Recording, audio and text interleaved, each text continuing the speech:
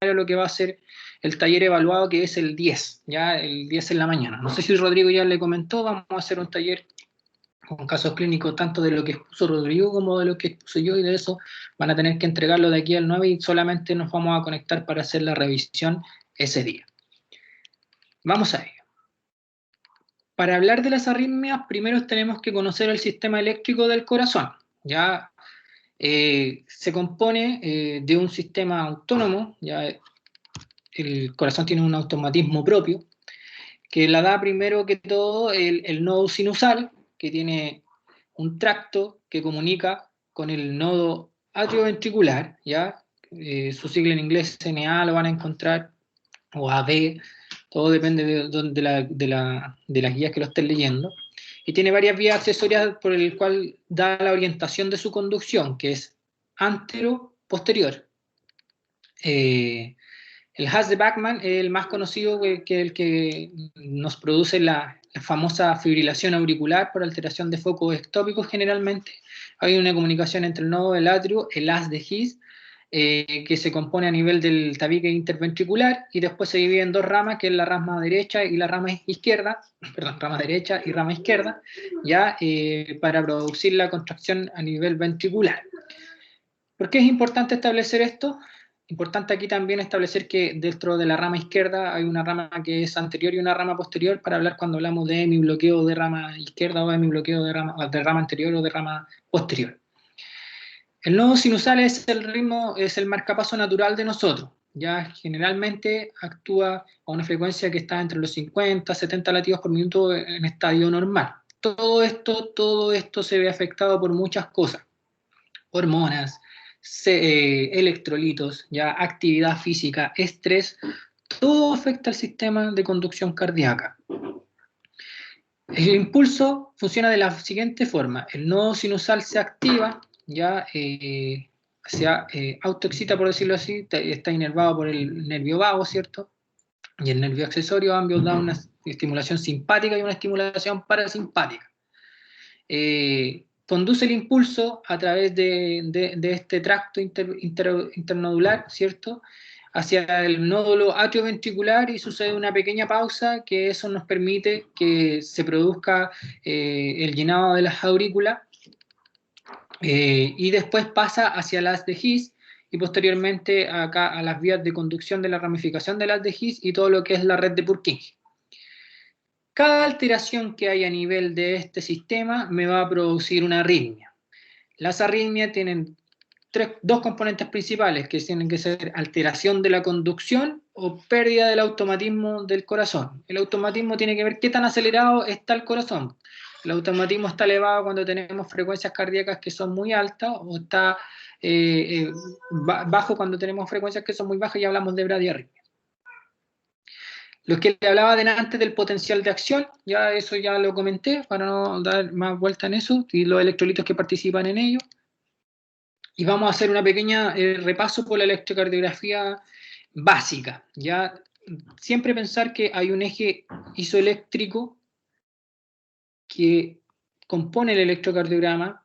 Toda deflexión sobre ese eje eléctrico es positiva, toda la deflexión bajo ese eje eléctrico es negativa. Los componentes del ECG son varios. Ya primero tenemos que establecer los famosos cuadritos. Ya cada unidad, y tiene hacia arriba tenemos voltaje, y hacia el lado tenemos tiempo. Un cuadrado grande corresponde a 0.04 segundos, ¿cierto? O sea, sí, a 0.2 segundos, perdón, y un cuadrado pequeño a 0.4 segundos. Un cuadrado completo se conoce como unidad de Shannon. Y la amplitud a 0,1 milivolt, y el cuadrado completo a 0,5 milivolt, y esto solamente para asuntos de medición que van a tener que hacer ustedes también posteriormente. Además, se compone de ciertas ondas. De las ondas más importantes que tenemos son la onda P, la onda T, ¿cierto?, intervalos y segmentos. Los segmentos son unidades isoeléctricas. Tenemos dos segmentos: el segmento PR, ya que generalmente ocupa casi solo un cuadrito, 0,04 milisegundos, y el segmento ST, ambos de vital importancia, porque si bien el segmento PR sufre de de elevaciones del eje isoeléctrico y también de depresiones del eje isoeléctrico nos pueden dar características, por ejemplo, de un infarto de la aurícula izquierda o de la aurícula derecha, ya que si bien no son frecuentes, suelen suceder. O si está depresivo, si estamos en el nivel de una pericarditis o una miocarditis. Y el segmento ST, que ya lo vimos en la clase anterior, tiene que ver solo con el asunto del daño miocárdico cuando hay una elevación del segmento ST y una pronunciación del punto J sobre el eje eléctrico. A su vez, las ondas, tenemos la onda P, ¿cierto?, que tiene que ver con la despolarización auricular, y tenemos la onda o intervalo QRS, que tiene que ver con la despolarización ventricular, y la onda T, que tiene que ver con la repolarización ventricular. Y hay una onda U que generalmente no se ve en el electrocardiograma, pero que tiene que ver con el ciclo cardíaco también. De vital importancia también son los intervalos, que los intervalos generalmente se componen por un segmento más una onda. El primer intervalo que tenemos en el electrocardiograma es el intervalo PR, ya importante, que es lo que yo les nombraba anteriormente en el asunto de la anatomía del corazón, que el intervalo PR es el tiempo que se demora en hacer esta pausa, este nodo que está aquí, el atrio ventricular, contar de poder favorecer el llenado y la pausa para seguir con el ciclo cardíaco. El otro intervalo, alteraciones en el intervalo PR, pueden haber muchas. Ya podemos tener un ensanchamiento del intervalo PR y que estaríamos en presencia de un bloqueo atrioventricular en primer grado, o podríamos tener un acortamiento del segmento PR, que generalmente los vemos en patología de sistemas de reentrado o de repolarización temprana, como son el síndrome de Ward-Parkinson-White.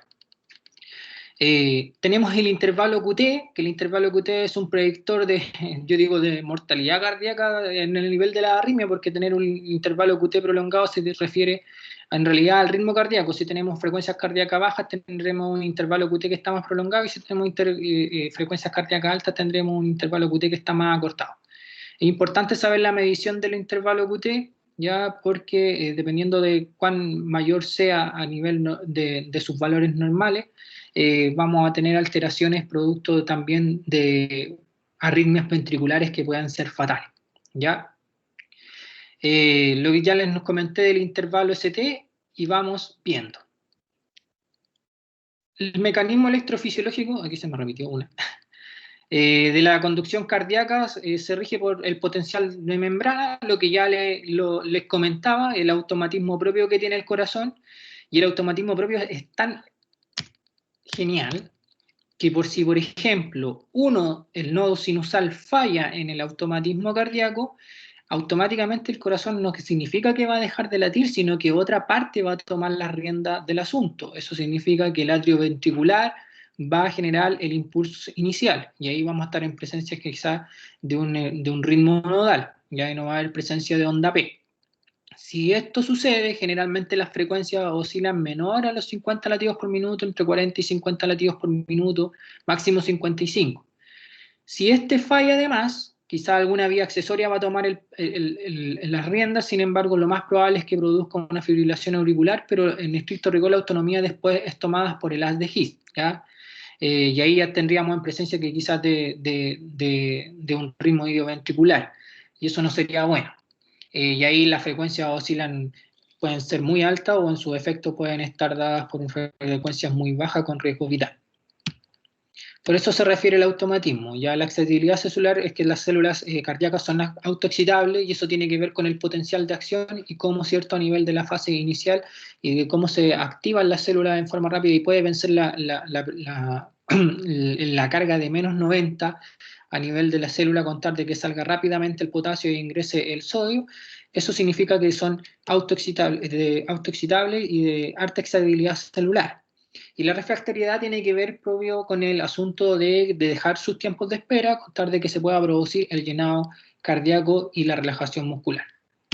y todo eso hablamos del potencial de transmembrana. Anteriormente les decía que el mecanismo de la arritmia se produce por dos grandes cosas, que son el trastorno de la conducción cardíaca, que quiere decir que en estas vías que hay aquí, lo más probable es que haya una alteración, ya puede ser anatómica o haya una alteración por vías accesorias, quiere decir que quizás esta vía de acá se conecta con la que está a nivel auricular, ¿ya? Esos son los sistemas de reentrada que conocemos. O puede ser trastorno del automatismo, que el automatismo esté demasiado acelerado, que el automatismo esté demasiado bajo y quizás vamos a estar en presencia de taquicardias supraventriculares o ventriculares, o vamos a estar en presencia de bradicardias o bloqueos atrioventriculares. O en combinación de ambos. Para establecer cómo hablar de arritmia, cuando uno está en la unidad crítica, a veces escucha a los cardiólogos igual como que hablan cosas y uno queda como, oh, ¿qué dijo? ¿Ya? Entonces es importante establecer la nomenclatura de ellas. Y la nomenclatura se basa en estos 7 conceptos. En el origen, ya que tiene que ver con la anatomía, que si está sobre el haz de His, hablamos de que el origen de la arritmia es supraventricular, y si está abajo del haz de His es ventricular. La frecuencia, estamos en presencia si está acelerada o baja, y hablamos de bradiarritmia o de taquiarritmia, y del QRS si el QRS es ancho o angosto. Generalmente si está sobre el haz de His, el QRS va a ser angosto, y si está bajo el haz de His, el QRS va a ser ancho. El inicio tiene que ver con si son paroxística o no paroxística. Crónica ya no se usa mucho el término, incluso la guía de la Sociedad Española, o sea, de la Sociedad Europea del 2020 del manejo de la fibrilación auricular ya eliminó el estadio crónico de las arritmias, y si no la clasifica en permanente, ya, o sea que pasa más de un año con la arritmia y el paciente igual la tiene, pero es totalmente asintomática. La clínica y la hemodinamia van muy de la mano porque tienen que ver si las arritmias propiamente tal son hemodinámicamente estable o inestable, y cuál va a ser la conducta que yo voy a tomar en relación a eso, y el pronóstico tiene que ver con la mortalidad, si son fatales o no. ¿Cuáles son las manifestaciones clínicas? Y esto es muy importante. ¿Por qué? Porque me va a establecer si yo estoy en presencia de una arritmia que es estable o inestable, cuál va a ser la conducta que voy a tomar en relación a la cardioversión. Si va a ser una cardioversión eléctrica sincronizada, una desfibrilación o una cardioversión farmacológica. Estas manifestaciones clínicas son 5. El dolor precordial, típico que viene asociado a palpitaciones, el estado mental alterado, generalmente tenemos pacientes que cuando hacen arritmias cardíacas debutan con síncope, sobre todo cuando tenemos bloqueos atrioventricular completos. Signos de shock, ya que ahí hablamos en los cuidados que teníamos que tener como parte de enfermería en los signos de perfusión. Pacientes más perfundidos, quizás con un score Mottling de 5, etcétera, aunque en la actualidad recibimos pacientes con score Mottling hasta el cuello. Insuficiencia cardíaca, pacientes muy cansados, que se cansan a los mínimos esfuerzos, insuficiencia al reposo quizás, y la presión arterial, ¿ya? Si está hipotenso o si está hipertenso.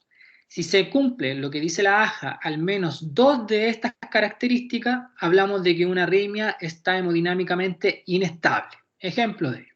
Tenemos un paciente que está súper hipertenso y con dolor precordial, que está descartado, se le tomó el electrocardiograma, se descartó alteración del segmento ST y tiene una arritmia, ejemplo de ello, una taquicardia supraventricular. Ya paroxística supraventricular, quizás no necesita cardioversión farmacológica, sino necesita cardioversión eléctrica, porque son 2 criterios los que se cumplen. Es más, incluso no cumpliéndose los 2 criterios, y si estamos en un tiempo mínimo o estamos en una arritmia presenciada, también la evidencia actual dice que lo ideal es cardiovertir porque tiene un efecto inmediato, más que la cardioversión farmacológica que tarda dependiendo del medicamento que administre. Y en la actualidad nosotros para ciertas arritmias administramos muy pocos medicamentos, a diferencia de Europa que tiene una cachada de medicamentos. Si no cumple uno de estos criterios, puede decir que la arritmia está estable y por lo tanto necesita una cardioversión farmacológica. ¿Y qué arritmias tenemos? Esto es un esquema que hice yo para cuando aprendí arritmia. ¿Cómo identificarla? Ya tenemos con complejo QRS ancho, complejo QRS angosto, y entre ellos dividimos las taquiarritmias, ¿cierto?, en supraventricular y ventricular. Las que son lentas, tenemos las bradiarritmias, tenemos la famosa bradicardia sinusal y todos los bloqueos. De las taquiarritmias de las ventriculares, las más comunes son la taquicardia sinusal, la paroxística supraventricular, la fibrilación auricular, que es la que más ocurre en el mundo, y el flutter auricular. Ya, y tenemos miles de otras más que son de importancia más cardiológica que clínica. Nosotros traté de agrupar solo las arritmias que más nosotros vemos en la unidad. Dentro de las ventriculares tenemos la taquicardia ventricular, la fibrilación ventricular y en menos frecuencia la torsión de punta. Dentro de las badiarritmias tenemos la bradicardia sinusal, los bloqueos, el bloqueo en primer grado, segundo grado, que se subdivide en MOVID 1 y MOVID 2, ¿cierto? Y el bloqueo en tercer grado. Cada uno de estos tiene alteración de la conducción o alteración del automatismo cardíaco, ¿ya? ¿Y cómo lo vamos a interpretar en el ECG? Hay 5 cuestiones que uno se tiene que hacer en el ECG y esto es básico para poder interpretar un electrocardiograma. Primero, tenemos que hacernos 5 preguntas, ¿ya? Sin embargo, la literatura habla de 8 para hacer un buen diagnóstico de qué es lo que se está viendo en el electrocardiograma. Lo primero es establecer si el ritmo es rápido o lento, para saber si estamos en presencia de un ataque arritmia o una bradiarritmia. Para eso tenemos que hacer un cálculo de la frecuencia. Hay muchas formas de calcular la frecuencia. Si usted quiere saber efectivamente cuánto tiene de frecuencia en un electrocardiograma, debería tomar un D2 largo que dure 1 minuto y ahí contar cada R, DR y R. Pero para determinar la frecuencia en forma rápida y en una unidad crítica, hay que determinar cuántos cuadritos hay en R y R, y eso se llama el método de secuencia, ¿ya? 5 cuadritos iniciales serían una frecuencia, si estuviera a este nivel, 300, 150, 100. Por ejemplo, esta frecuencia tiene 3 espacios y serían 100, porque aquí me corta con 300, si esta R del complejo QRS estuviera acá, serían 300, 200 y 100, ¿ya? Después baja inmediatamente a 75, posteriormente a 50 y de ahí hacia abajo 45, 40 y los ritmos que son más lentos para calcularlo rápido y hacer una estimación aproximada de la frecuencia cardíaca. Lo otro es contar y dividirlo por 1500, que es lo que hay de cuadritos en un minuto.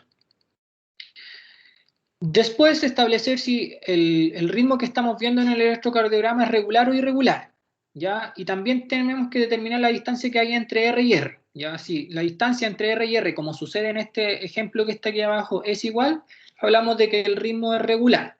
Si no es igual, quiere decir que el ritmo es irregular. Si hay dudas, porque hay electrocardiogramas que son todos muy difíciles de interpretar, todos son distintos, hay algunos que no filtran, otros que sí filtran y cuesta determinar si el ritmo es regular o irregular, fácil, haga rayitas arriba de cada complejo a cada nivel del punto R y después lo junta y lo toma con el otro y los va juntando y viendo si efectivamente es regular. Existe onda P, esto me va a determinar si el ritmo es sinusal o no es sinusal, ¿cierto? Y si el complejo QRS es ancho o angosto, ¿ya? También me va a determinar si es supraventricular o ventricular. Y por último, si existe una relación entre la P y el QRS. Por ejemplo, aquí tenemos una onda P seguido por un segmento PR que conduce un complejo QRS. O sea, aquí estaría, y después tenemos una onda T. Eso estaríamos hablando de un ritmo normal. Pero además, la ciencia dice lo siguiente: ¿hay onda T presente? ¿Por qué pregunta eso? Generalmente porque hay alteración a nivel de esto cuando tenemos, por ejemplo, un daño miocárdico ya establecido y se invierte la T como hablábamos al principio de la clase. ¿Cuál es la duración del intervalo PR? También es importante determinarlo para determinar si estamos en presencia de una arritmia preexcitada o estamos en presencia de un bloqueo atrioventricular en primer grado. ¿Y cuánto mide el intervalo QT? Por lo que yo le decía del asunto de prevenir arritmias que sean de origen mortal. Cuando tenemos estas preguntas resueltas, vamos a tener un diagnóstico y un tratamiento establecido. Ya, vamos a ver, me voy a salir un poquito de aquí. Que no vea eso. ¿Quién se ofrece o yo designo a alguien para que interprete el electrocardiograma que vamos a ver ahora? Igual no veo los nombres.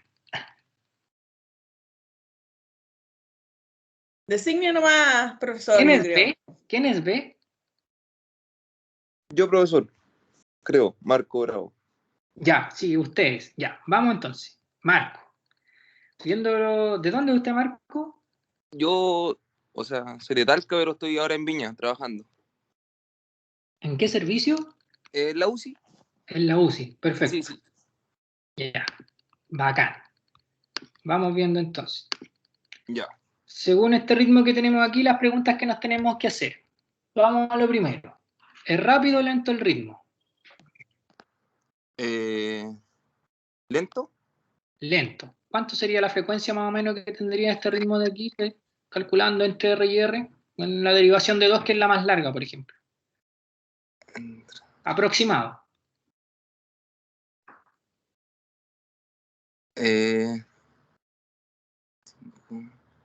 Chuta, no, 50. Yo creo que un poquito menos, mira.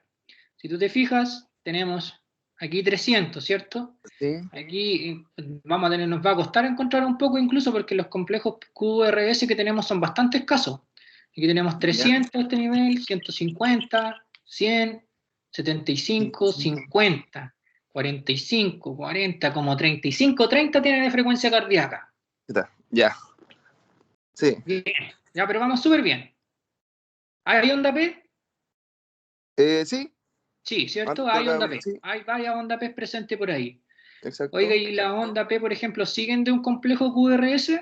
No todo AP tiene complejo QR. No todas, ¿cierto? Muy bien. Excelente, no hay una asociación entre ellos. Por lo tanto, tenemos lo primero, que el ritmo es lento. Eso, es irregular porque no hay distancia Sí. entre R y R, que fue la última pregunta que nos faltó. Existe la onda P tal como decía usted. El complejo QRS es estrecho y no existe relación entre PQ y RS, ¿cierto? La onda P no conduce. Exacto. ¿Cuál sería el diagnóstico probable de lo que sabe usted de arritmia y que maneja en su UCI?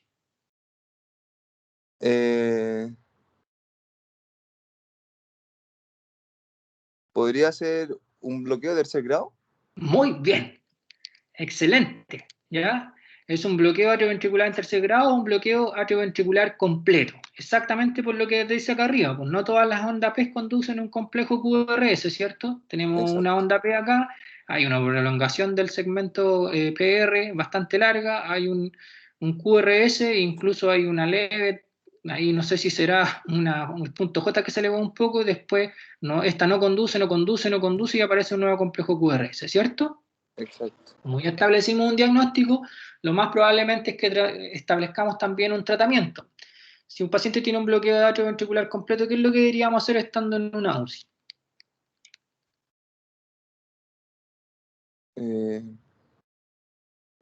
Manejo de bradicardias. ¿Qué le haría a usted? O sea, manejo con marcapaso. Marcapaso. Muy bien. Excelente. Muy bien. Eso era. Muy bien. Ya. ¿Cuál es? Camilo. Marco, Perdón, Camilo. sí. Perdón. Dije que estaba repetido anoche, perdón. No, sí, Marco, tranquilo. ya. Dale. Vamos a dar una décima para el taller. Muchas gracias. Sí. Ya, vamos a lo de nuestro. Muy bien, Marcos. Profe, Dígame. me habla Alexandra. Yo Alexandra. no me acuerdo mucho cómo sacar la frecuencia cardíaca solo viendo el electro. ¿Me lo puede explicar de nuevo? Sí, mira, cuando tú quieres sacar, porque igual es tedioso y es lento sacarlo con fórmulas, ¿ya? Una opción es sacar cuánto hay en 6 segundos y multiplicarlo por 10 de la distancia de R y R. R y R significa la QRS, recuerda que arriba está la R, vamos a volver atrás, mira. Aquí, R, ¿cierto? La distancia entre R y la próxima R, yo tengo un intervalo de cuadraditos aquí para determinar cuál es mi frecuencia en forma rápida. Vamos a tomar esta de aquí, la que tomamos en delante, esta de aquí con esta de aquí, ¿ya? Esta sería mi R y esta sería mi R. Hay un método que se llama método secuencial y que está establecido. El primer salto aquí significa que si yo tuviera otra R aquí, o sea que este complejo QRS estuviera aquí, lo más probable es que sería una frecuencia rápida, ¿ya? Y tendría una frecuencia más o menos de 300 por minuto. Si salto el siguiente hacia acá, baja la mitad a 150. Si salto, bajo 50 más a 100, después a 75, 50. Y después ahí baja de 45, 35 y lo más probablemente 30. Es algo que está establecido en la literatura. No me preguntes por qué. Ahora, si tú lo sacas en un minuto, lo más probablemente es que esa sea la frecuencia. Ah, ya. Es que no trataba de encontrar una relación al número, a los números de la frecuencia, pero es como un orden Está que uno... establecido, sí. Es por cómo tú lo sacas en realidad. Mira, incluso cuesta este método porque generalmente tienes que establecer un ritmo que sea regular para tener un ritmo que sea realmente real, porque quizás este no sean 30 y lo más probablemente es que sea un poquito más, sean 45 o 40, ¿me entiendes? Claro, Pero sí. en los ritmos regulares cuesta menos, porque ahí va a tener un ritmo regular y lo va a determinar en forma inmediata. Pero la secuencia está establecida en la literatura, se llama método secuencial, y te tienes que aprendértelo de memoria nomás. 300, 150, 100, 75, 50, 45, 30, 35. O sea, 35, 30 y hacia abajo. Ya, ok. Igual yo les voy a mandar guías, así que tranquilos, ahí sale todo. Vamos, ¿alguna otra pregunta? Continúo. Vamos a ver lo primero, las taquicardias, o sea, las taquiarritmias supraventriculares. Taquicardia sinusal, la más común, la más frecuente, todos nuestros pacientes debutan con taquicardia sinusal, sobre todo los que están hospitalizados en la UCI, siempre hay que tratar de buscar las causas reversibles, dícese paciente que está con fiebre, paciente que está con dolor, ya paciente que está debutando quizás con un síndrome de respuesta inflamatoria sistémica. Cualquier causa del dolor la tengo que manejar porque lo más probable es que eso me lleve a manejar la taquicardia. Quizás está con déficit de volumen, le tengo que pasar volumen y lo más probablemente la taquicardia se corrijan. Son las más benignas y en realidad se corrigen una vez que tú solucionas la causa. La frecuencia oscila más o menos entre los 120 y los 180 latidos por minuto y la frecuencia mayor en los niños en realidad es entre 140 y 160 en los lactantes. Lo que les comentaba recién, siempre hay una causa subyacente y una onda P que son identificables. Aquí de nuevo, Alexa, si tú te fijas, aquí tenemos una taquicardia sinusal con un ritmo más o menos de aproximadamente de 150 latidos por minuto, porque la distancia entre R y R está a 2 cuadritos casi, ¿cierto? Entonces tendríamos 150 latidos por minuto con una taquicardia sinusal porque hay una onda P presente y conduce un complejo QRS con posteriormente una onda T. La distancia entre R y R es regular, ¿ya? Tienen la misma distancia y todas las P son idénticas. Importante de establecer en la P. La P y el complejo completo de esto no solamente me da información acerca del ritmo o acerca de la conducción, sino también me da información importante acerca de lo que es la morfología cardíaca. Esta despolarización auricular, generalmente porque se ve la P, me puede indicar otras cosas. La primera porción de la onda P me indica la morfología que tiene el atrio derecho o la aurícula derecha. Y la segunda parte de la onda P me indica lo que tiene la aurícula izquierda. Si esta se sobrepone o tiene una pequeña escotadura así, supongo que se ve la flecha, el lado derecho de la onda P es mayor que el lado izquierdo, estaríamos hablando de una hipertrofia auricular izquierda. Si el lado primario o el lado izquierdo en la pantalla que están mirando es mayor que el lado derecho, estaríamos hablando de una hipertrofia auricular derecha. Porque recuerden que es el segmento, la despolarización de la aurícula derecha, aurícula izquierda, recuerden que el impulso cardíaco va desde antero-posterior. ¿Y qué nos diría además? Yo entonces me preocupo, porque digo, lo más probable si tengo la escotadura del lado derecho más grande, ya puede que tenga una hipertrofia de la aurícula derecha, quizás tengamos que hacerle estudio, porque lo más probable es que el paciente tenga una insuficiencia o un daño a nivel de la válvula mitral. ¿Y cómo lo sé eso? Por la anatomía del corazón, por cierto. Si tengo que la aurícula izquierda está aumentada de tamaño y me lo está diciendo el electrocardiograma, quiere decir que la energía que está, o la fuerza que está rompiendo el atrio para poder enviar la sangre hacia el ventrículo izquierdo, se está viendo impedida por algo. O puede ser que tenga un daño a la válvula, al nivel de la válvula mitral y hay una estenosis mitral, o hay a nivel de la válvula aórtica una estenosis aórtica y eso esté tratando de compensar. El corazón es tan es tan lindo que trata de compensar y hace más fuerza y es como si estuviera en el gimnasio y genera una hipertrofia de la aurícula izquierda y eso se ve en el electrocardiograma mediante esta escotadura. ¿Ya? Profe, Dígame. cuando usted dice que se ve un lado más aumentado de la onda P, ¿se refiere a ancho o a alto? Amplitud. Ya, Voltaje. ya, ok. Voltaje. Listo. Eso con la taquicardia sinusal. ¿Ya?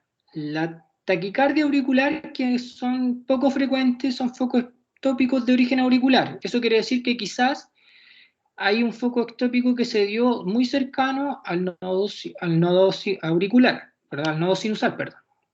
Generalmente de etiología estructural o hidroelectrolítica, ya generalmente asociado a potasio y sodio, que son los que participan generalmente en la conducción cardíaca y en el potencial de acción. Son muy raras, ¿ya? Es un ritmo regular y ventricular es medio variable, todo depende de cómo sea nuestra alteración hidroelectrolítica, porque si tenemos una alteración de potasio severa, lo más probable es que también esté asociado a un ritmo lento o un ritmo rápido. La P es de morfología no definida porque no se ve, si ustedes ven aquí. Y nos preocupa, ¿por qué? Porque podría estar interpretada como una especie de pseudo onda delta, ¿ya? Y esos son deltas que son ondas que estaríamos en presencia de un síndrome de Wolff-Parkinson-White, que es cuando está en la presencia de onda delta, pero no es el caso, pero se sobrepone sobre el complejo QRS, o lo más probable es que haya una despolarización temprana de la aurícula. Por eso se sobrepone, ¿ya? Pero está la onda P, pero de morfología variable.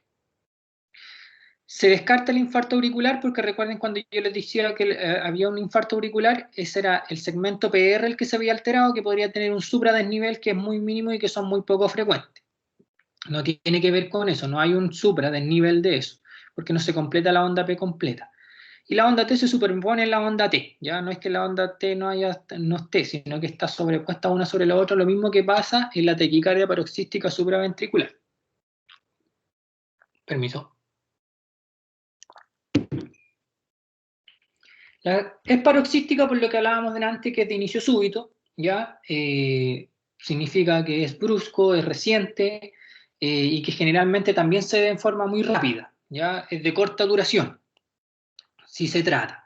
Hay que son autolimitadas, eso quiere decir que el mismo paciente se resuelve solito, o las que no son autolimitadas y hay que administrar tratamiento medicamentoso, o en su efecto, si está descompensada, hacer una cardioversión eléctrica sincronizada.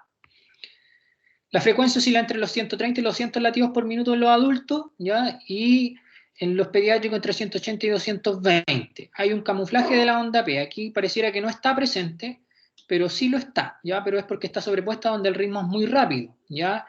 Y la frecuencia es alta. Por ejemplo, esta taquicardia paroxística supraventricular tiene una frecuencia aproximadamente, por la regla de secuencia, más o menos de unos 180. No confundirlas con las ondas T, siempre hay causas subyacentes, ya también tiene que ver con lo mismo del resto de lo que hemos visto, hay que tratar las causas que sean reversibles, no olvidar la H y las T que también están establecidas a nivel de la AJA, sobre todo las actualizaciones que vienen desde años atrás, hidrogeniones, hipoxia, determinar cuál es la causa que me está determinando esto. La presencia de cualquier arritmia es pronóstico de que pueda suceder una arritmia mortal, ¿ya? Así que siempre hay que manejar las arritmias, no hay que dejarlas pasar. Después tenemos el flutter auricular y la fibrilación auricular, que el tratamiento es muy similar, pero no es fácil de identificarlas, ¿ya? A grandes rasgos, ambas tienen frecuencias auriculares que sobran los 200 latidos por minuto. La frecuencia auricular se calcula igual que la frecuencia ventricular, solo que se toma la onda P de onda P para determinar la frecuencia, ¿ya? Aquí aparecen las famosas ondas serrucho o las ondas F, ¿ya? Y la vemos acá en esta morfología. Tenemos un flutter auricular que tiene una frecuencia ventricular de aproximadamente 300, 150, de 100 latidos, 120 latidos por minuto aproximadamente. Generalmente, si no se tratan, evolucionan a fibrilación auricular y esas sí que son mortales y son deterioro para el paciente y son de mucho gasto hospitalario, ya no solamente de cuando están hospitalizados, sino para destratarlas posteriormente, por todo lo que ello conlleva y lo que vamos a ver después. ¿Y cómo yo la identifico de una fibrilación auricular? Porque es difícil. Una es por las ondas F mayores, que son la onda F serrucho que aquí se ven, por eso se llama así, onda F serrucho. Y lo otro es porque la distancia entre R y R es regular. ¿Cuándo podría no ser regular? Cuando tengo en presencia de una flátera auricular de 2 por 1. ¿Qué significa 2 por 1? Significa que hay un complejo QRS aquí, y hay una onda serrucho y dos ondas serrucho, pero que generalmente se superponen y a veces pareciera que estamos en presencia de una taquicardia paroxística supraventricular, pero en realidad es un flutter 2 por 1 y no se toma bien la onda serrucho porque la frecuencia auricular que tiene es muy rápida. ¿Qué puedo hacer yo para eso? Aumentar mi velocidad en el electrocardiograma. Si quiero ver más rápido, más determinado el complejo, no lo tomo a 25 milisegundos, sino que lo tomo a 50, ya para determinar y ver si efectivamente hay onda serrucho. Pero para diferenciarlo de la fibrilación auricular, la distancia entre R y R en el flutter es regular, ¿ya? Es la misma distancia. Y por lo tanto, este flutter que tendríamos aquí sería de 3 por 1, porque tiene un complejo QRS, 1, 2 y 3 ondas serrucho, ¿ya? Generalmente es asintomático si se está con cardiopatías anteriores, ¿ya? Y cuando están en pacientes que están hospitalizados con nosotros, ahí sí es sintomática y generalmente vienen con inestabilidad hemodinámica. Vamos a la fibrilación auricular, que es la de prevalencia global más alta en el mundo. ¿Quiénes tienen las tasas más altas? Estados Unidos. ¿Ya? Estados Unidos y todo, en realidad el continente norteamericano, y eso tiene que ver con sus factores de riesgo, pues ya tienen los mayores índices de obesidad, están a este nivel, pese que ya Chile le está haciendo mucho la pelea, pero los mayores índices de FA se dan a nivel del continente norteamericano y el continente europeo, ya son países desarrollados y tienen acceso a otras cosas. El sedentarismo también es mayor acá, también es mayor en el continente europeo, y imagínense que pueden suceder de que después de que hay aumento de la edad, porque entre mayor edad, mayor frecuente es la fibrilación auricular, podemos tener una incidencia de que de cada 3 personas, al menos una tenga fibrilación auricular en el tiempo, entonces no es menor, ¿ya?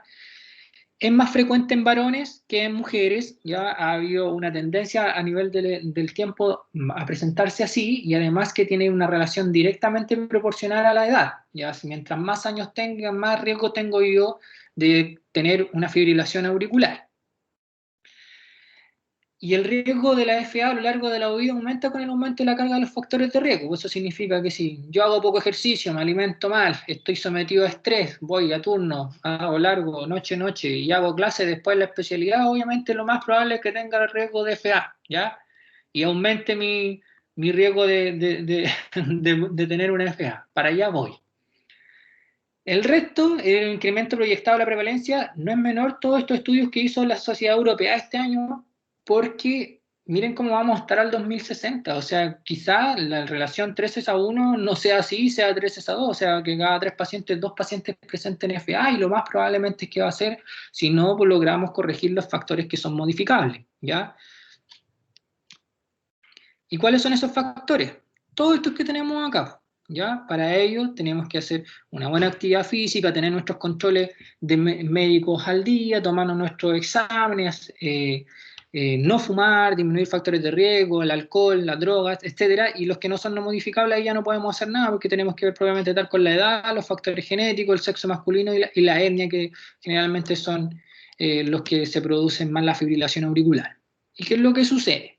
Hay una activación desordenada del tejido auricular, eso significa que hay varios focos ectópicos, ¿ya? Que tratan de tomar la rienda del nodo sinusal. El nodo sinusal se olvida de latir, y las aurículas, con todos esos anexos que tiene, empiezan a enviar foco ectópico y tratan de tomar el bando auricular, y la aurícula no se contrae, fibrila, ¿ya? Eso significa que hace este movimiento, y eso no puede coordinarse con lo que el resto de la secuencia que viene hacia abajo de la conducción cardíaca, y por lo tanto el ventrículo late entre los que logra captar de los impulsos que pasan, ¿ya?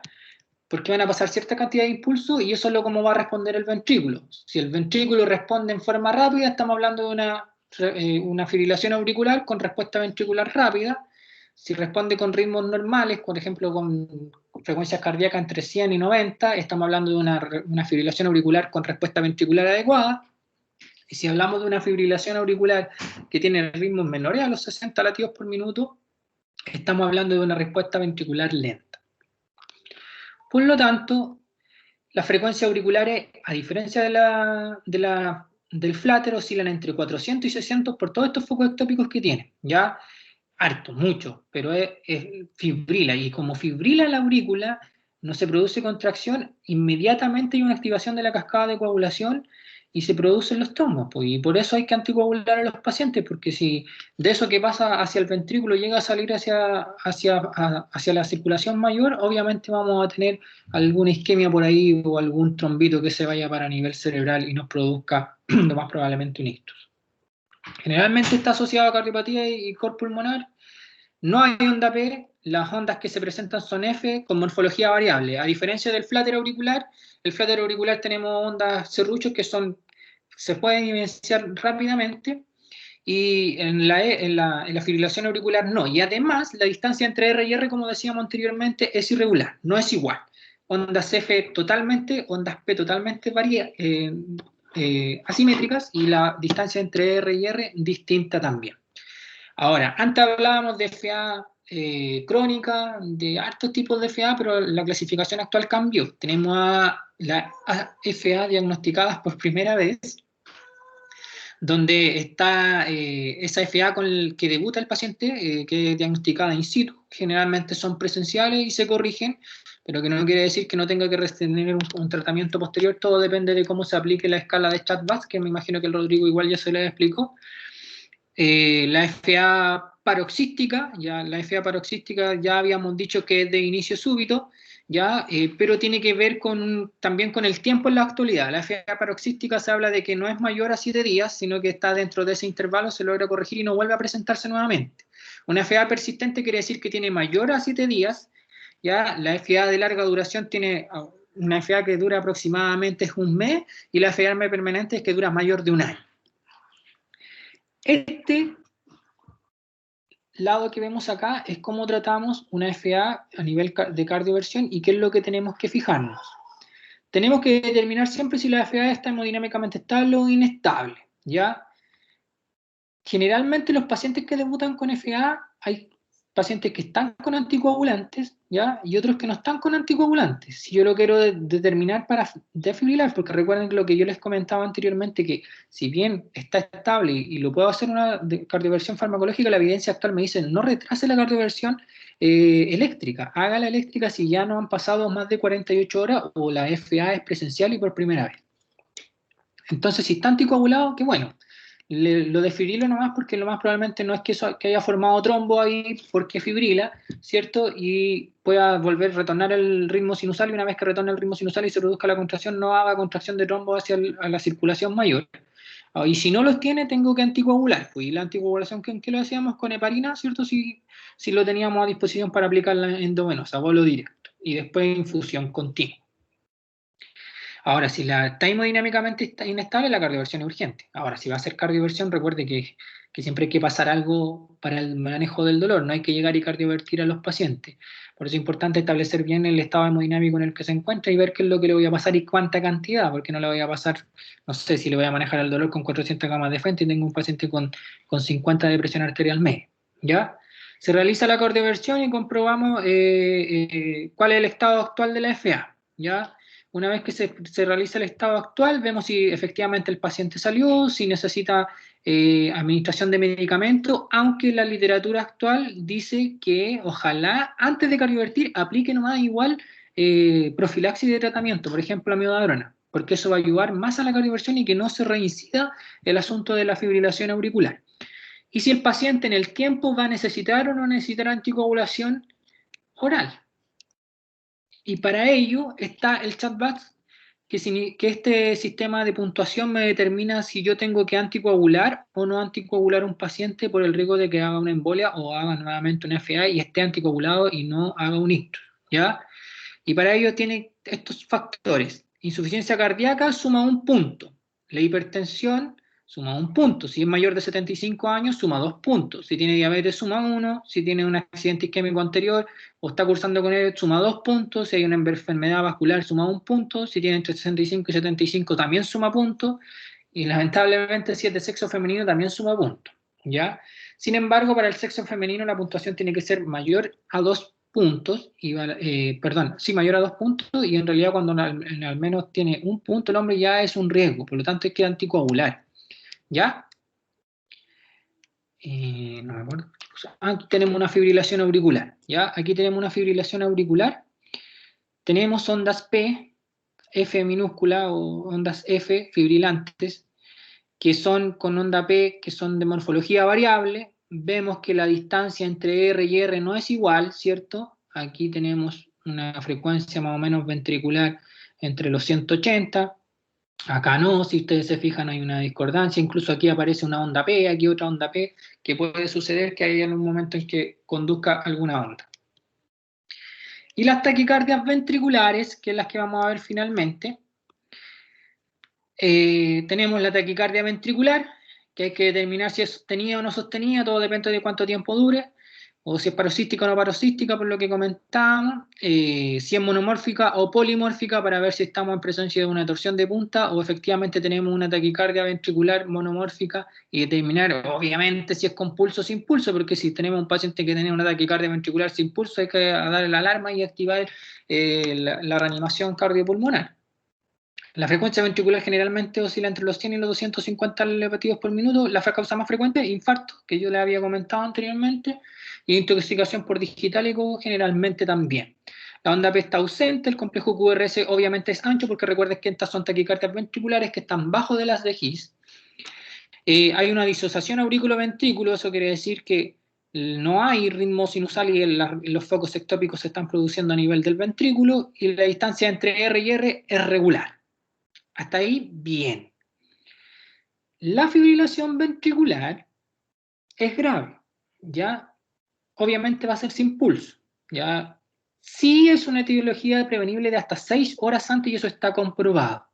Por eso es tan importante que yo haga registro de los ritmos que tiene mi paciente en la UCI. Ya eso significa que cuando yo estoy haciendo entrega de mi paciente tengo que decir si tuvo algún evento arritmogénico o no, porque eso me va a predisponer a mí que quizás si estuvo haciendo un trigeminismo o estuvo haciendo extrasístoles ventriculares recurrentes o extrasístoles ventriculares aisladas, me active mi pensamiento crítico y diga que quizás el paciente tiene dentro de la H y las T, ¿cierto? Que son los hidrogeniones, hipoxia, taponamiento, etcétera, para determinar las causas de que me pueda prevenir un posible infarto que se venga a dar después. Por lo tanto, o sea, un paro cardíaco que se pueda dar después. Por lo tanto, ¿los paros son prevenibles? Sí, son prevenibles, y para eso tengo que hacer una buena aplicación de la enfermería. La frecuencia oscila entre los 180 y 250, tampoco el ventrículo se contrae, fibrila, por lo tanto, si el paciente sale de la fibrilación ventricular, que si viene un ritmo de paro que tiene muy poca salida, o sea, tiene alta salida, pero tiene harto efecto adverso en relación a la mortalidad, hay que anticoagularlo de todas formas, sí o sí.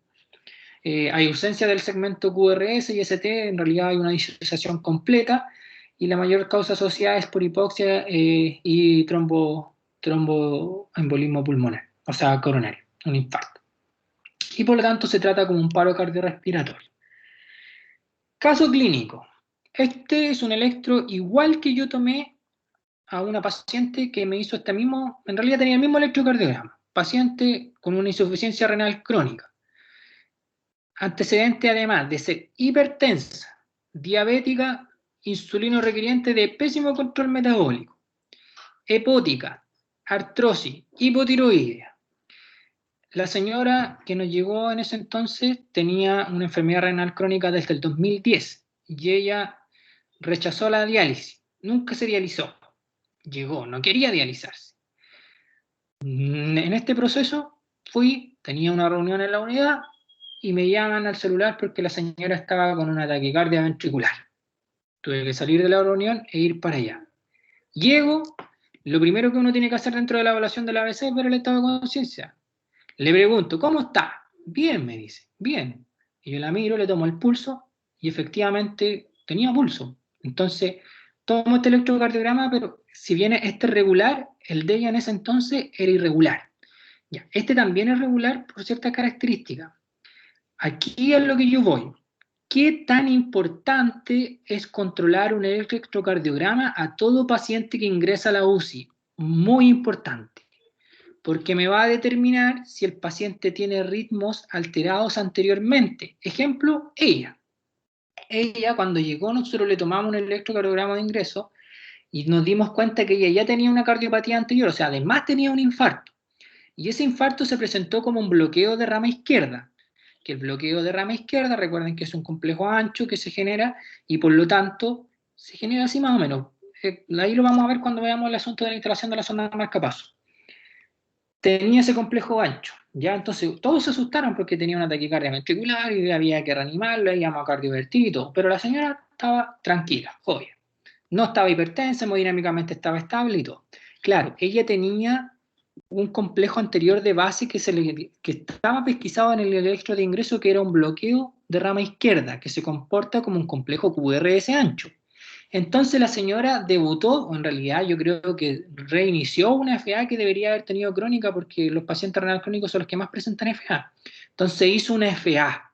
Y como ya tenía una alteración de la conducción cardíaca, se presentó así, como una taquicardia ventricular, pero en realidad lo que ella tenía era una FA con conducción aberrante, producto que ya tenía una alteración de la conducción cardíaca previa. No sé si se entiende. Ahora, esta es regular, esta es una taquicardia paroxística con conducción aberrante. ¿Por qué es regular? No es como la FA que le tomamos a la señora, la distancia entre R y R eran totalmente distintas. Aquí tenemos algo que está totalmente regular. Pero este es un caso que también tiene un bloqueo de rama izquierda y está evidente aquí, en B1 y B2, que es donde se determina. Por lo tanto, al hacer la taquicardia, claro, se comporta como, que es supraventricular, se comporta como una taquicardia ventricular. Por eso es importante hacer una buena anamnesis y saber de electrocardiografía. Eso. La señora está súper. Observaciones.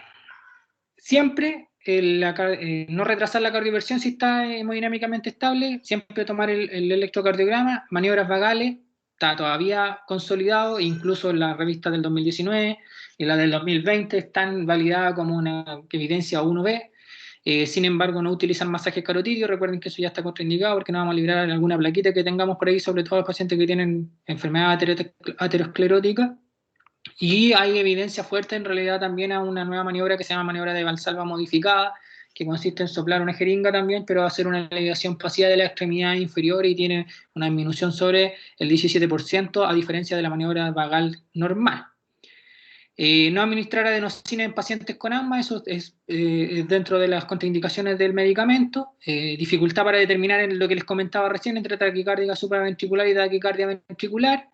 Aumentar las dosis de energía si no hay respuesta, aunque la evidencia actual dice que empiece a descargar con la máxima energía al tiro.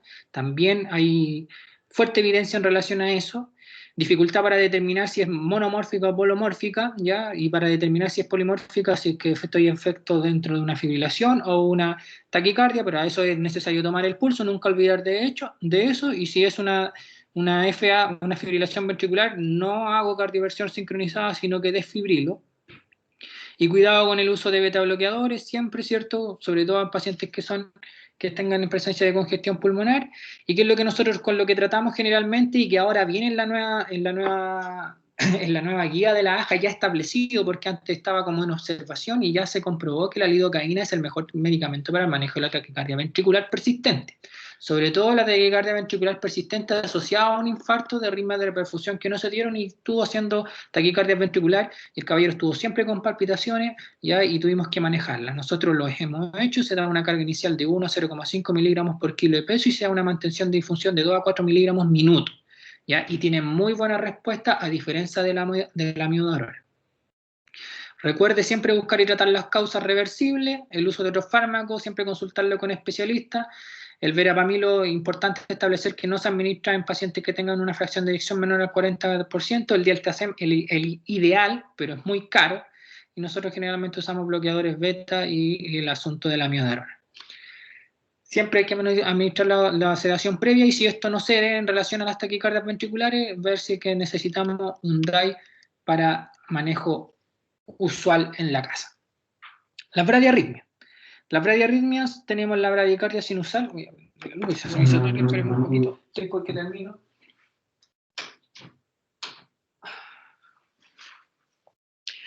que son frecuencias menores a 60 latidos por minuto, y que hay un trastorno de la conducción cardíaca que es evidente, ¿cierto? Por eso se pierde el automatismo del corazón, el automatismo está muy bajo. La frecuencia es menor a 80 latidos por minuto en los lactantes, generalmente asintomática, también se logran mejorar las causas y esto cede, ¿ya? Y también es de ritmo regular, o sea que la distancia entre R y es regular, y el intervalo PR tienen que saber que es normal. Intervalo PR quiere decir que intervalo, recuerden que es una onda más un segmento, o sea, la onda P más es el segmento PR. Las P son idénticas y el QRS es normal y siempre hay que tratar las causas. El bloqueo en primer grado, que es el primer bloqueo que vamos a ver, hay un alargamiento en el tiempo de la conducción del nodo sinusal al atrioventricular. Eso quiere decir que esa conducción se hace mayor a un tiempo de 0,2 segundos.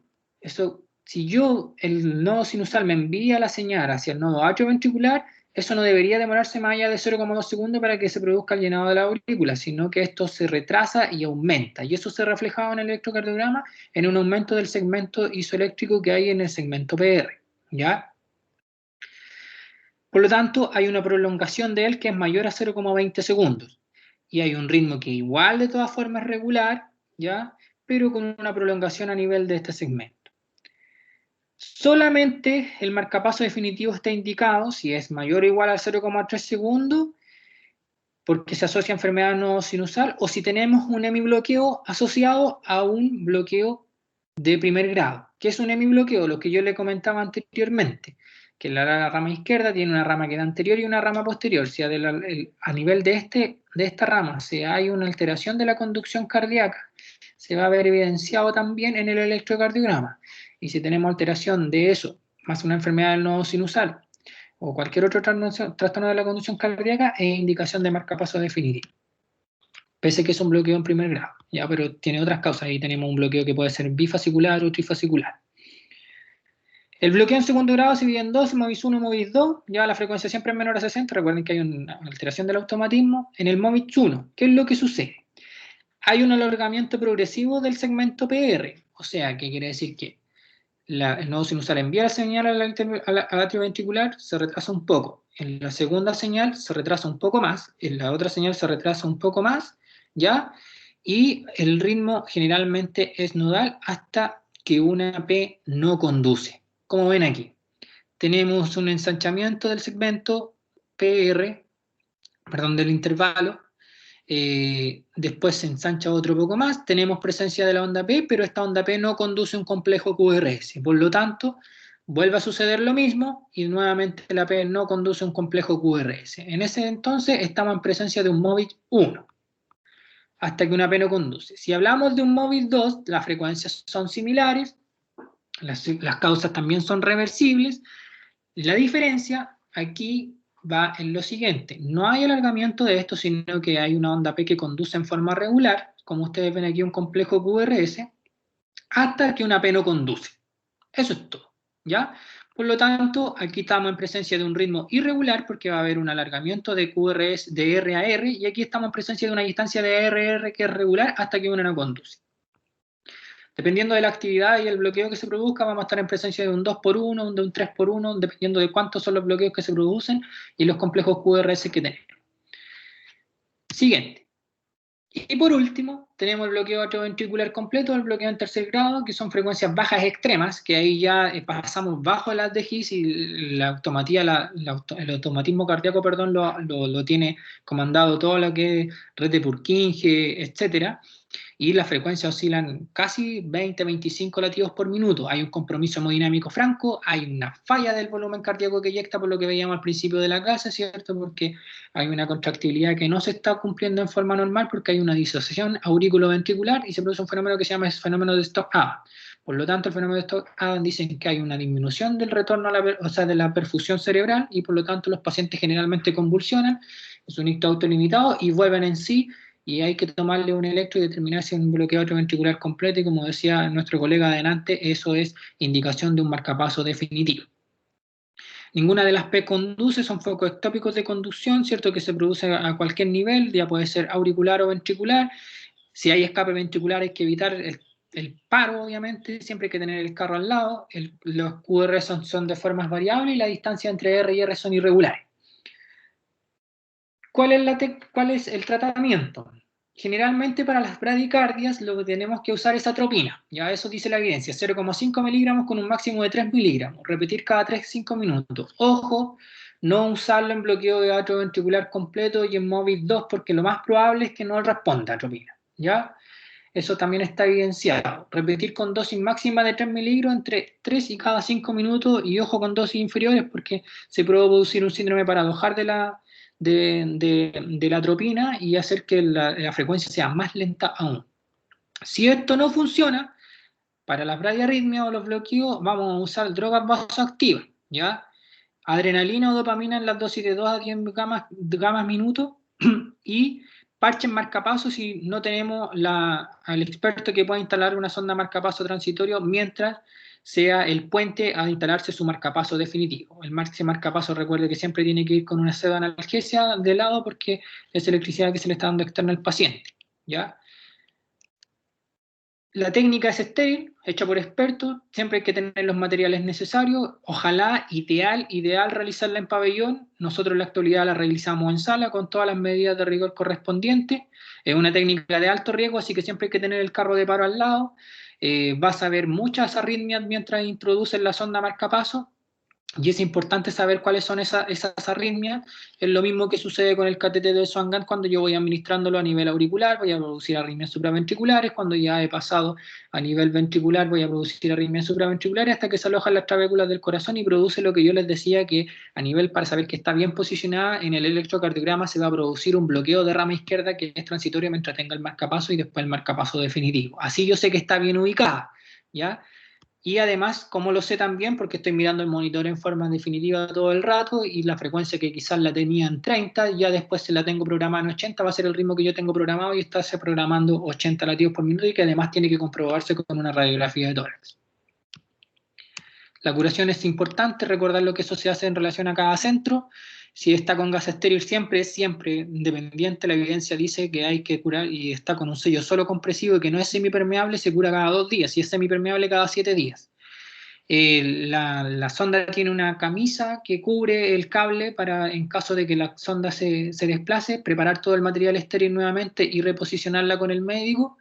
Hay que hacer la radiografía y un electrocardiograma post instalación para verificar que se produzca el bloqueo de rama izquierda.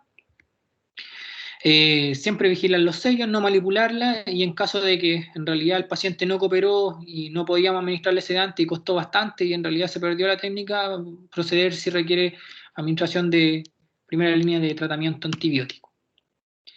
Siempre la atropina va a ser el fármaco de primera línea, ya las dosis que ya les había comentado, no retrasar el uso del parche marcapaso si no tenemos a quien instale la sonda, siempre hay que poner el parche nomás hasta que y llamar rápidamente al pabellón si en pabellón pueden instalarla. Precauciones con lo que les comentaba anteriormente, los pacientes que tienen infarto, las bradicardias no ayudan, menos las taquicardias. La instalación de la sonda marcapaso tiene que ser rápida y evaluar la respuesta al tratamiento y estar siempre preparados para el paro. ¿Qué dice la AJA? Siempre hay que evaluar el estado de conciencia, ¿cierto? Determinar si hay algunos de los signos de hipoperfusión y determinar si está estable o no. Ver para así yo determinar si el paciente requiere atropina, marcapaso o administración de drogas vasoactivas. Ya, y para terminar, vamos viendo. ¿Quién se ofrece? Primero, porque aquí esto es lo que vamos a ver, lo que van a ver en el taller para que aprovechen de aclarar sus dudas. Yo me ofrezco, profesor, no, broma. Ya, Sole, dale. Ya, chiquillos, vamos. El último.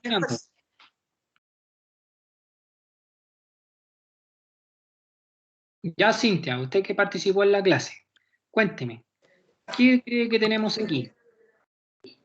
¿Me escucho? Sí, muy bien. Ya, lo primero que tenemos que ver si es rápido o lento. Muy bien.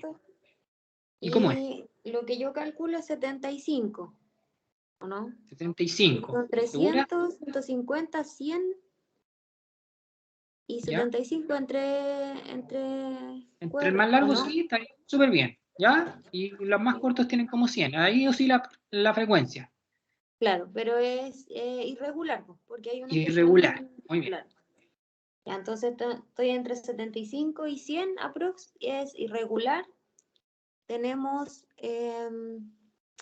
ondas P, ¿Ya? ¿Y cómo son las ondas P?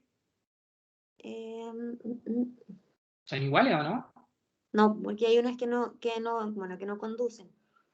¿Ya? Porque No son todas de morfología igual, ¿cierto? claro, no son todas iguales y el QRS es angosto. Ya, muy bien. Y, ¿Qué crees que es? una FA, no sé. Muy bien, Ah, muy bien, Cintia. Excelente. gracias, gracias. Siguiente.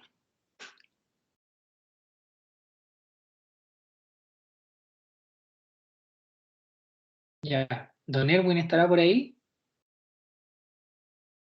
Aquí, profesor. Ya, compadre. Póngale talento. Ya. Primero vemos que estamos en presencia de un ritmo regular. Ujú.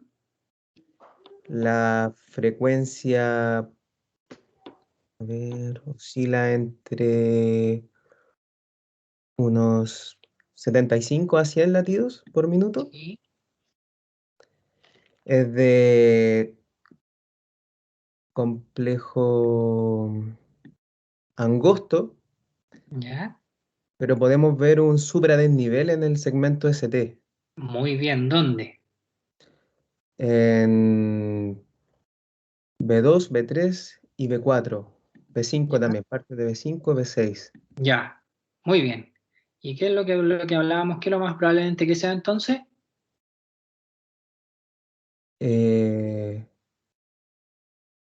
¿Cómo no entendí? Perdón. Que no Ya, sea pues, el... porque me dice todas las precordiales están con el ST elevado y lo hablamos delante, que es lo más probablemente que tenga entonces si tiene todas las precordiales del ST elevado. Que pared esté comprometida, o sea, que cabra del Sí, corazón anterolateral. muy bien. O anterior, propiamente tal, extenso. ¿Ya? Bien, Erwin, súper bien. Tiene un infarto efectivamente arterial extenso, porque están todas las precordiales alteradas. Y todas las derivaciones están con un supradesnivel, así que lo más probable es que sea eso o en su efecto sea una enfermedad multivaso. Ahora, si estaríamos pensando además una enfermedad multivaso, ¿dónde más podría tener un supradesnivel, Erwin, para yo decir, no, es enfermedad multivaso? En D2. Ya no, sí lo tiene, pero por ejemplo, hay algo característico que yo determino cuando un paciente tiene una enfermedad de tronco o una enfermedad de multivaso dentro de las derivaciones. ¿Qué derivación es la que me tengo que fijar? Supradesnivel en ABR. Muy bien, en ABR. Porque si tengo un supradesnivel en ABR, que generalmente ABR yo lo uso, ¿cierto?, para determinar si el electrocardiograma está bien tomado o no, viendo que la P esté negativa. Si hay un supradesnivel en ABR, es de lleno que tiene una enfermedad multivaso, ¿cierto? O además una enfermedad de tronco. Súper bien, Erwin. Gracias, profe. Siguiente. ¿Quién se ofrece? Alexandra, a ver, veamos qué nos dice Alexandra. Ya, Alexandra. Ya. Yo veo que es un complejo aberrante. Puede ser Ya, una sí, torsión está de feo, Point. ¿cierto? Está feo. Sí. Una torsión de Point. Puede ser. Muy bien. ¿Por qué podría ser una torsión de punta? Porque se ven todos los... No hay relación entre los complejos, no veo onda P, se ven las frecuencias cardíacas irregulares, unos son más grandes, otros más pequeños. Ya. Muy bien. Puede ser una opción, pero no es una torsión de punta. ¿Cuál sería la otra opción entonces si no lo es? No es una torsión de punta porque generalmente las torsiones de punta igual se ve el complejo bien estructurado. Aquí tienes una morfología variable de todo el complejo que hay.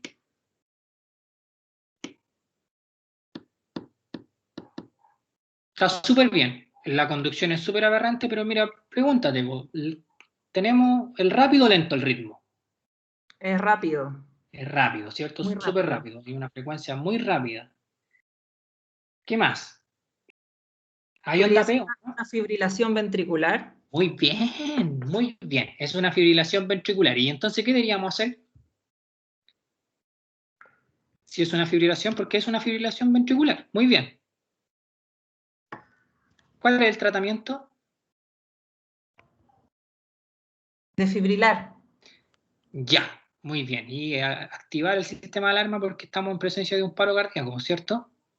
Sí. Muy bien, Alexa. ¿Y la última?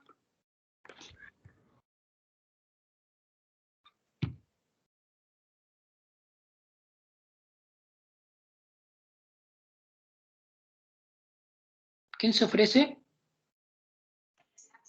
Germán, a ver qué nos dice. Ya, Germán. Hola. ¿Garmendia? No, lamentablemente no me dio para eso. Es mucho mejor, así que le va a poner todo el talento. Cuénteme. Gracias. Bueno, aquí vemos un complejo que se ve a primera instancia regular, especialmente en dedos largo, Ya, pero sí tenemos la ausencia de un complejo QRS, ya que se puede apreciar y aparentemente hay una onda P que está por ahí dando vueltas solita, ya, por lo que yo por lo menos puedo apreciar en primera instancia. Em, es yo no soy muy experto en QRS, esto me cuesta mucho electrocardiografía, pero por lo que bien. veo un QRS estrecho, Sí, muy bien. pero sigue, en lo que destaca así es esta ausencia de un complejo QRS que podemos ver que no se ve muy bien si es cada 5 ciclos que pudiera ser, que hay una ausencia de QRS porque faltaría como un poco más prolongación del electrocardiograma, Sí, pero sí pareciese que fuese más regular.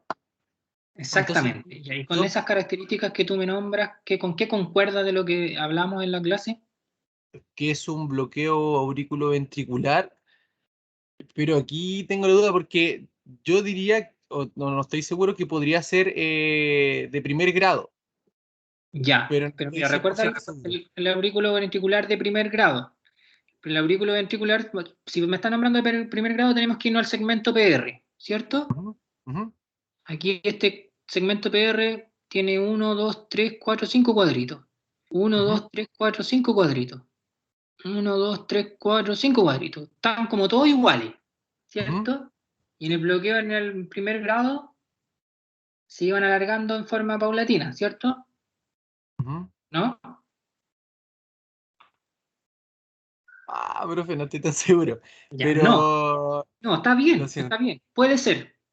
Los que se van alargando son los bloqueos, pero los móviles, ¿ya? Entonces, como que para allá Claro. va la cosa, porque recuerda que aquí hay una Ay, P que no conduce, y en el bloqueo ya. atrioventricular, si bien hay una prolongación del segmento PR, todas conducen. Y tú estás Ujú, súper bien lo que me estás diciendo, porque aquí en este espacio, ¿cierto? Esta P, aquí hay un espacio que no conduce, y aquí tampoco. ujú. Sí, Y es regular, súper claro. bien. Es regular todo el rato. Entonces Entonces, podría ¿qué ser sería? un Movitz 1. Ya, podría ser un Movit 1. Muy bien. Sí, podría ser, pero en realidad es un Movit 2. ¿Por qué es un Movit 2? Porque recuerda que el Movit 1, este segmento PR es distinto al segmento PR que va a estar acá. Se va a ir alargando en forma paulatina, chum, chum, chum, hasta que una no conduce. Ya. Y por lo Entonces, tanto la distancia entre R y R es irregular. ya. Porque hay un Perfecto. cambio en este. Y cuando hablamos de Movit 2, ¿cierto? Es regular. Aquí tú me nombraste todas las características, solamente te falta el nombre que hay, pero súper bien la interpretación. A eso es lo que yo voy. Esa es la interpretación, esas son las preguntas que nos tenemos que hacer y cuando ya damos las 5 preguntas, ya vamos a las otras preguntas, pues quizás tengo que medir el QT, quizás tengo que cachar el segmento PR para ver cómo estamos y determinar qué es lo que tengo efectivamente, ¿cierto? Pero lo hiciste súper bien, súper bien. Y es un móvil 2. ¿Y cuál es el tratamiento para el móvil 2? ¿Le pasamos a otro pino o no? No, un bloqueo no se puede No. pasar. No, no responde, ¿cierto? Que hay No. que ver las otras causas, ver si necesita droga o en su efecto ya instalarle una sonda marcapaso transitorio y postularlo a marcapaso definitivo. Claro, Así quizás que, buscar la etiología del porqué. así que eso, dudas, consultas. Sorry, a pesar de ¿Dudas, que chicos? sé que hablo mucho.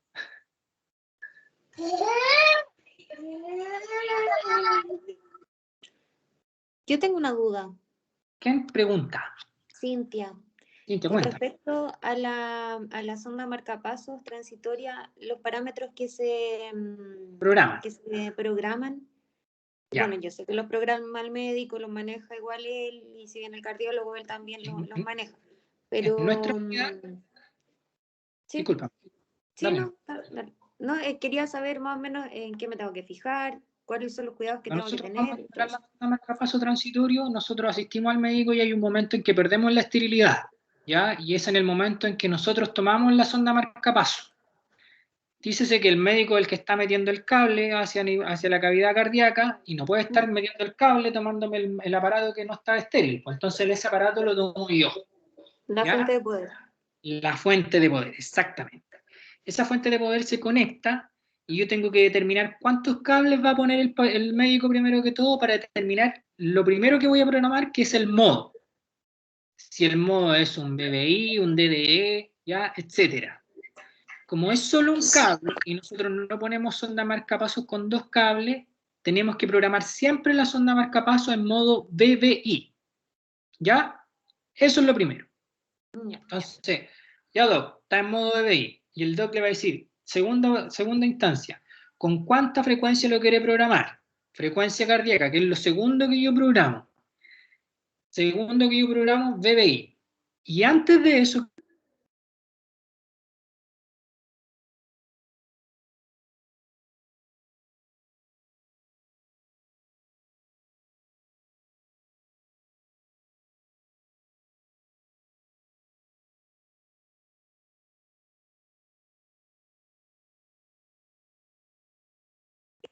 ¿Se nos congeló el profesor? Sí, se congeló. Pensé que era yo. Ah, Yo Sí, también también pensé pensé que era yo. Tiene que estar hablando. A ver.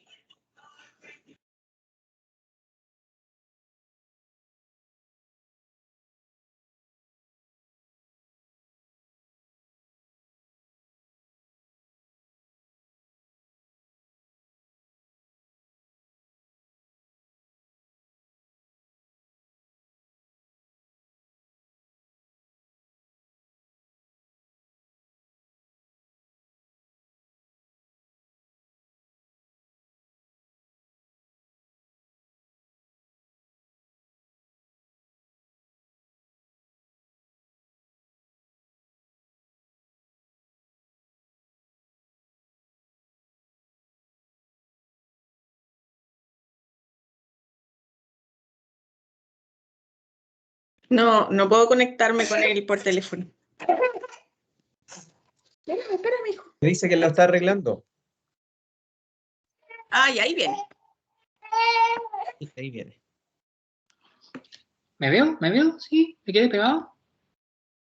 Ahora Sí, ahí sí. Ahora sí, profe. Ya. Ya, primero, ya, eso. ¿Cierto? Vamos en el modo, la frecuencia.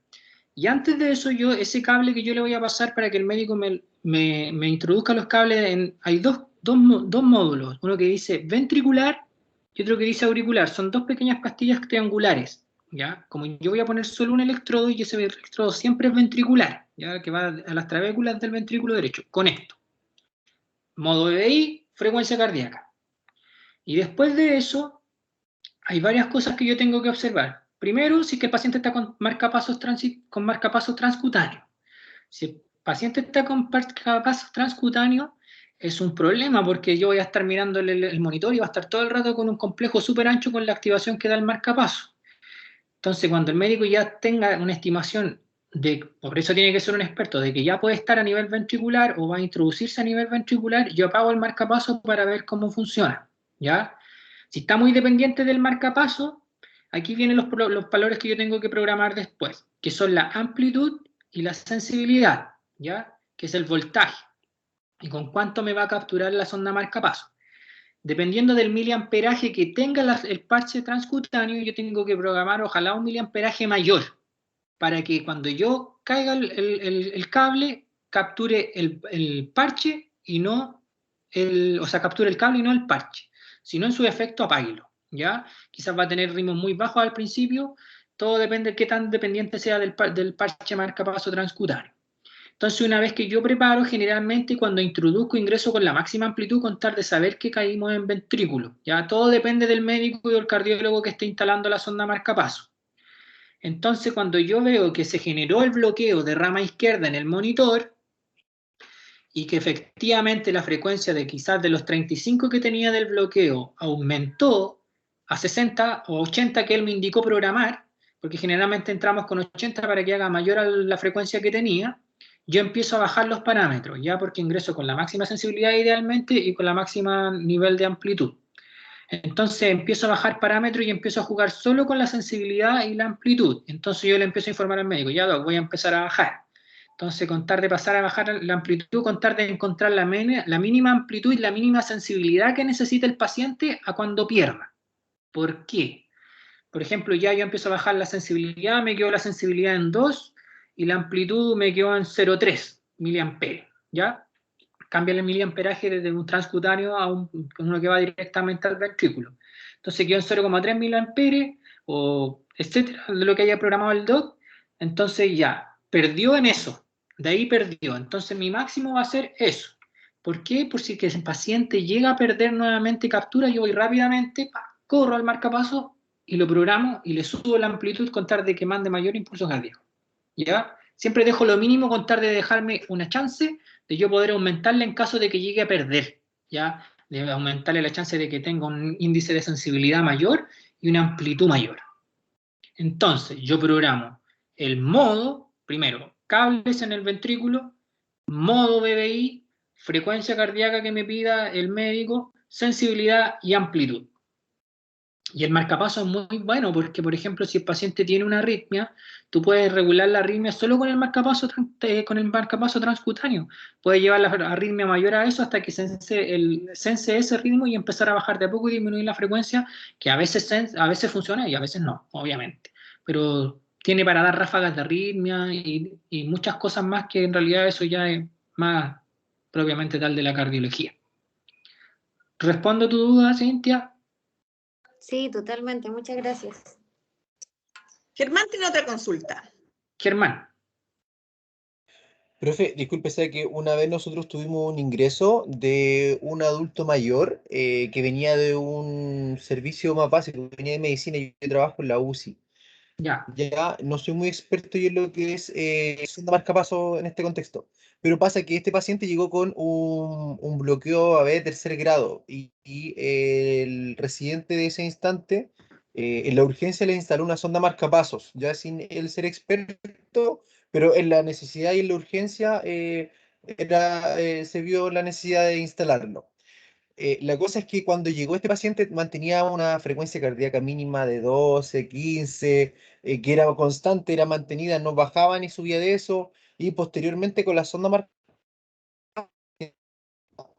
Como que cosa perdí un poco el con la sonido. sonda marcapaso nunca se vio impactada. ¿Aló? ¿Se escucha bien? Ahí sí. La cosa es que esta sonda marcapaso nunca se vio impactar cuando nos ingresó a nosotros este paciente, siempre tenía una frecuencia cardíaca de 30.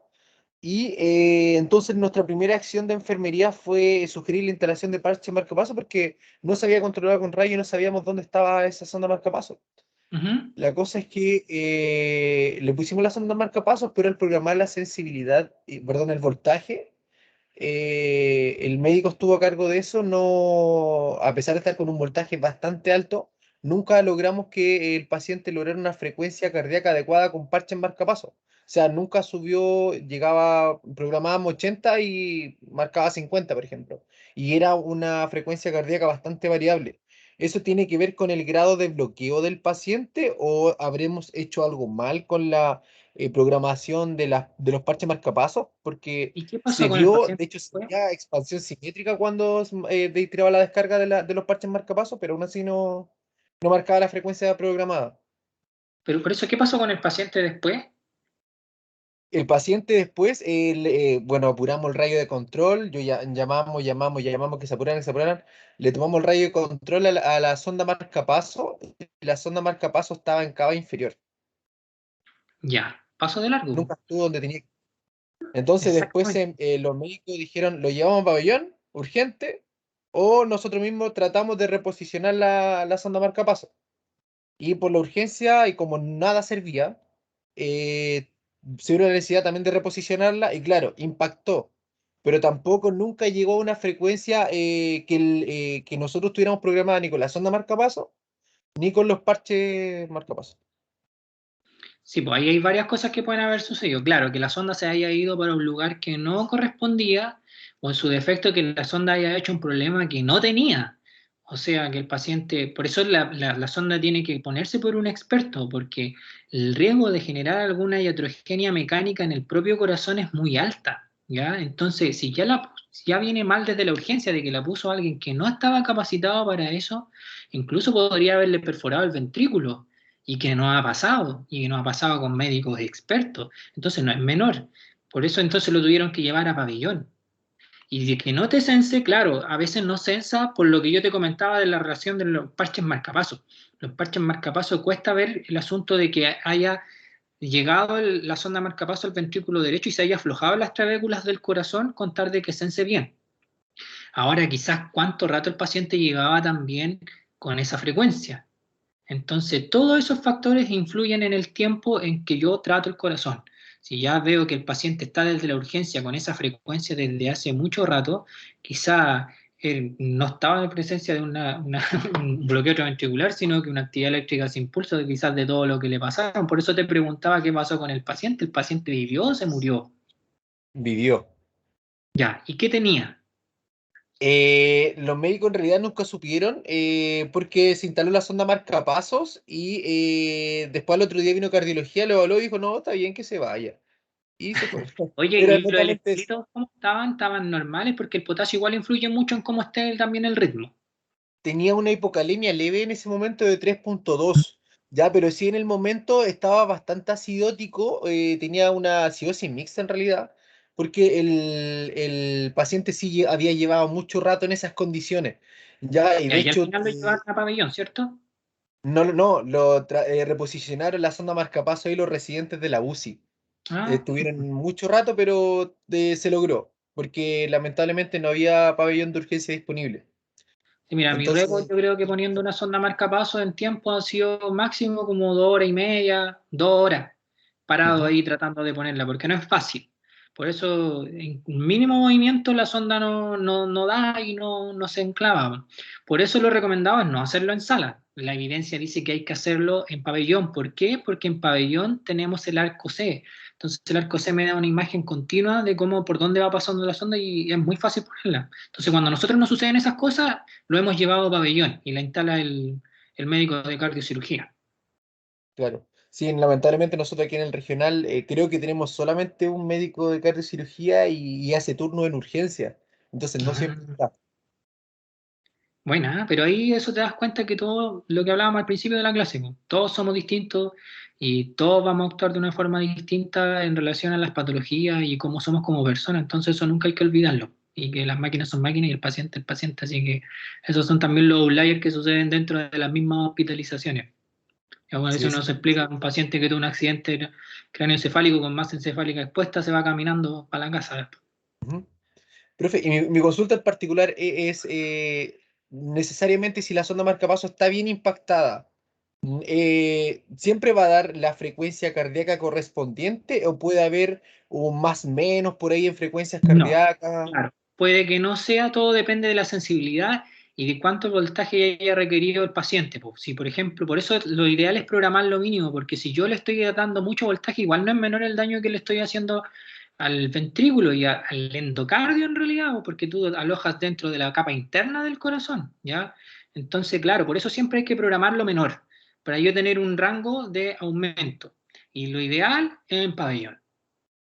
Ya, perfecto. Muchas Y gracias, profe. siempre se va a ver el bloqueo de rama izquierda, ya cuando realmente está impactada la sonda. El bloqueo de rama izquierda, buen control radiográfico y la frecuencia que tienes programada. Ujú. Ok, muchas gracias. Muchas ¿Estaríamos? gracias. Otra duda, otra consulta ya para ir cerrando, chicos. Ya, y yo dentro de mañana o pasado mañana les voy a mandar el caso clínico, ya con las preguntas y todo. Lo tienen que, ojalá, enviar el día antes de las 12 de la noche, del día que tenemos el taller, y el día del taller vamos solo a resolver dudas con Rodrigo. Así que se lo mandamos a la Sole y Sole tú se los mandas a ellos, por Yo se cierto. los subo, ¿sí? Sí, no hay problema. Y ahí con eso todas las clases y todas las guías complementarias actualizadas para que las tengan. No las tengo todas en español, obviamente, así es la evidencia, así que lo han sabido ahora mientras están haciendo la especialidad, que hay que saber inglés. Exacto, O si no, Google Traductor nomás. exacto. Muchas gracias, Edison, por la excelente presentación del día de hoy. Algunos se tuvieron que retirar, pero todos comentaron que fue una clase muy participativa y excelente exposición. Así que te damos las gracias y bueno, un placer tenerlos nuevamente acá, a ustedes dos, a Rodrigo y a ti como docente y próximamente como docentes guías, que vas a guiar a alguno de nuestros especialistas que están acá. Así que te damos las gracias y estamos en contacto para lo que se requiera. Nos vemos en la próxima Muchas clase gracias.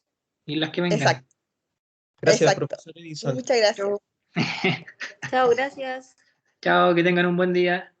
Chao, Chao, profe. chao. Gracias. Descansar, ya regalonear.